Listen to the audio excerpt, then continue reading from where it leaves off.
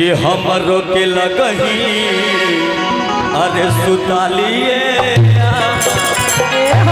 भैया भैया एक जाने के मरद बेचारा पियकर धरा गइल बा। औरतिया अपना सास से कहत रही ए अम्मा जी का हो के अरे रौरे गिरिए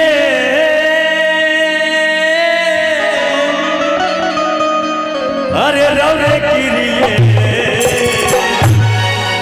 मुखिया जी ए राजा कहियो मार के मान जाए पियल ना छोड़ब त कुछ कर जाए ए राजा कहियो मार के मान जाए पियल ना छोड़ब त कुछ कर जाए हमरो दिल कहीं मुखिया जी की तरफ से लाखों लाख का इनाम प्यार आशीर्वाद। हाँ हमरो के लगही सुधालिए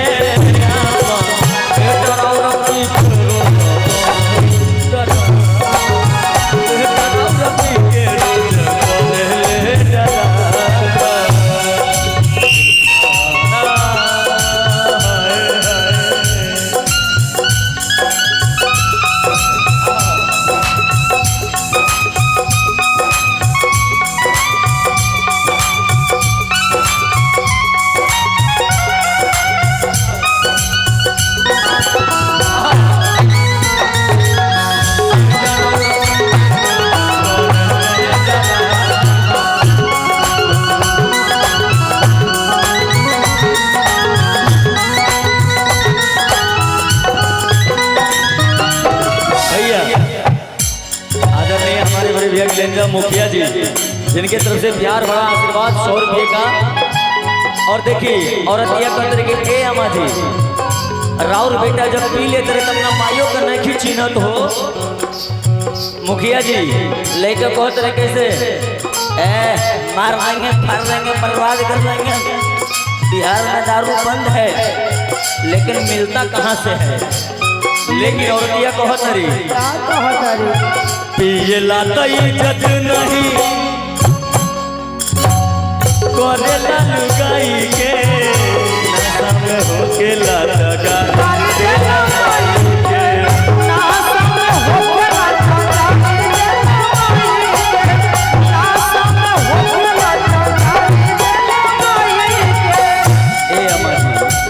कहीं राहुल बेटा के खेला जब पिया तरे तब ना माइयों का नहीं चिन्हत हो। अच्छा लेकिन जानता नहीं पियला तो इज्जत नहीं करेला लुगाई के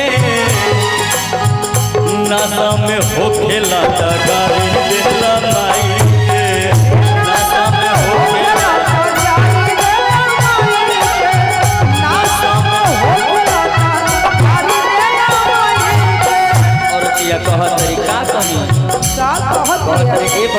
कहत रे बबुआ पियल पहले बरता जाके सूत जा।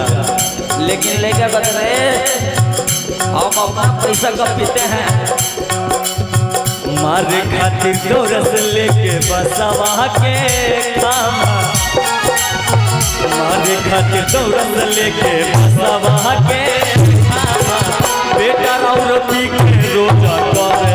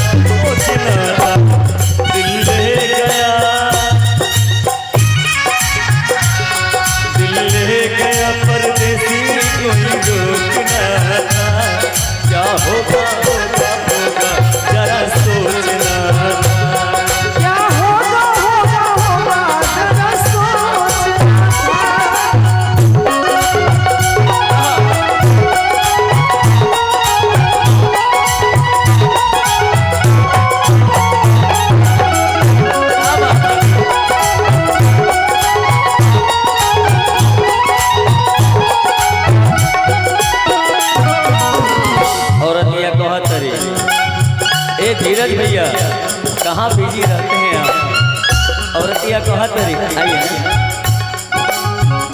कि का कही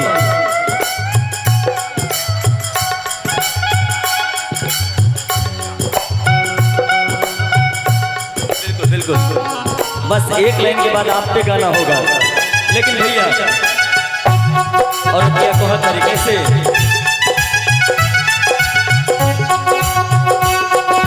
गोरे गोरे मुखरे पे काला काला चश्मा, गोरे गोरे मुखरे पे काला काला चश्मा,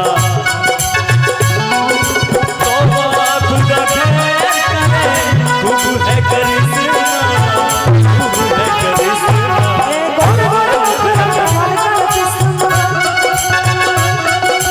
गोरे गोरे मुखरे पे काला काला चश्मा, बेचारा ये रोता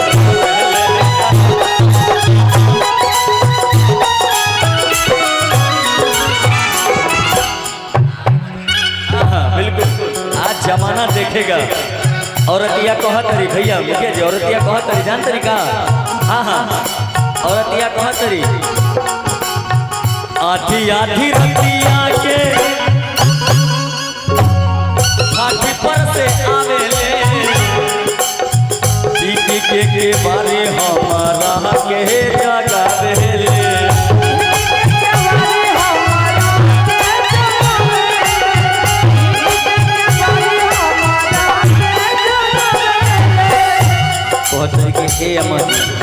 और बेटा के रोज के यही खेला हो। माई गांव भर के लोग सूझ जाता तब वो आधी आधी रात के 12 बजे 1 बजे ले ठीक क्या और भट्टी पर से कैसे। और पहली भैया आधी आधी रतिया के भट्टी पर से आवेले, पीठी के बारी हमारा के जगावेले।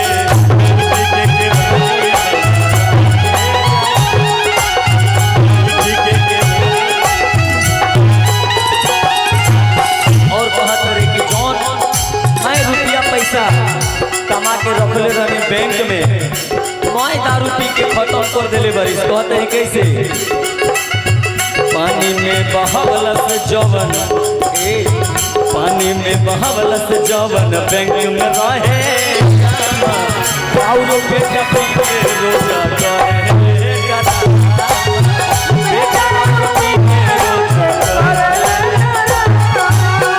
हमरो के लगही सुताली रे, हमरो के लगही सुताली रे।